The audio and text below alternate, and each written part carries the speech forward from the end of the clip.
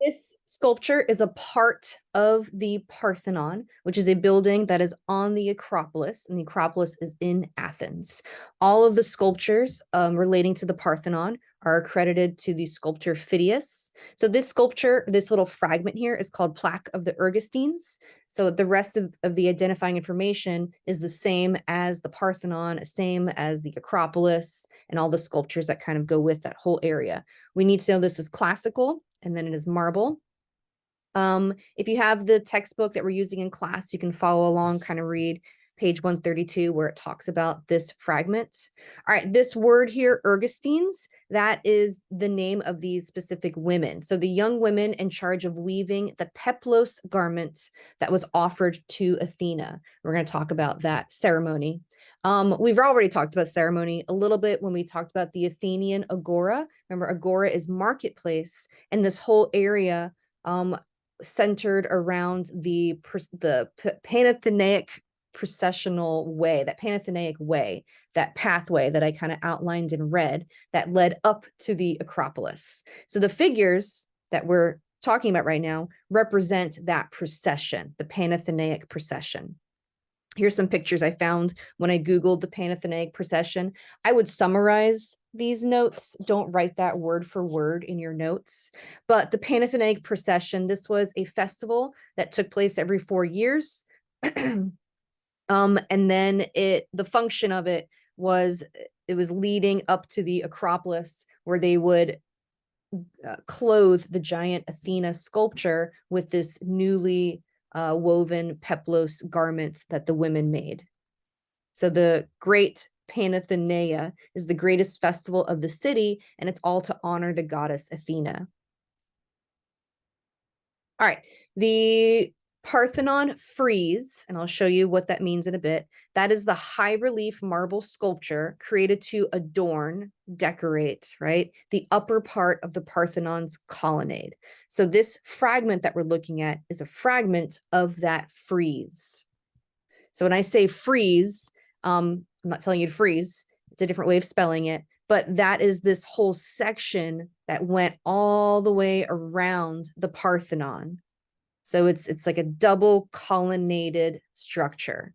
So you had this section in the front, and then you had that frieze section behind.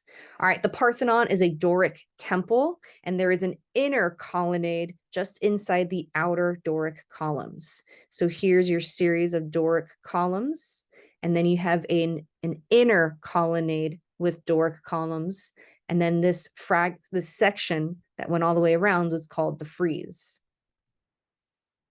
And here's an illustration of what that looks like. All right, when this was made, they made the relief higher at the top. That means that the figures popped out more at the top than they did towards the bottom of the figures. And so you can kind of, imagine it sticking out more at the top. And that was because the viewers would be down below looking up. All right, you don't need to put this in your notes. It's just a continuation of this conversation we've been having in class about where do artworks belong.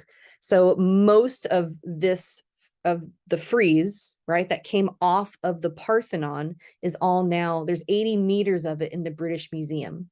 So the Acropolis Museum has some, but they would like more of their artwork back. There's also some at the Louvre and some that's been scattered around to other museums. All right, the content, what's being depicted, we have a priest on the left, and then we have 2 women, and then another priest, and then we have 4 more women. So go ahead and label that in your notes. What we need to be able to answer is, how is this artwork exemplifying the classical tradition of Greek sculpture?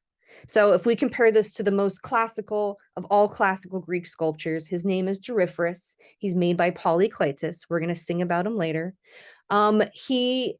He and these 2 priests are both in the same sort of pose or stance. So how are they standing that's different than how the females are standing? How are they standing that's different than Menkare and Queen and our archaic Greek sculptures, right? So they are both standing in what's called a contrapposto stance. And this is a shifting of the weight. So you have one bent leg, one bent hip, They both have a bent arm. So it's that balancing of weight. They look a lot more naturalistic, a lot more relaxed. And then very classical of Greek sculpture is all this fabric and the drapery of the fabric. So drapery of forms. Clothes are more subtle in their rendering. They cling to the contours of the body, intricate folds following the forms of the body. You can just write down one of those. You don't need both bullet points. And then if you look, especially right here, this, if you blocked out everything else, that looks like a column. So the drapery looks like the fluting of a column.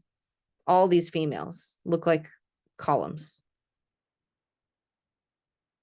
And then also have in your notes, write down that all of these marble sculptures would have been painted previously. So there's remnants of paint, but when we see all these Greek sculptures, we think of them as just these clean white marble, but they all would have originally been painted.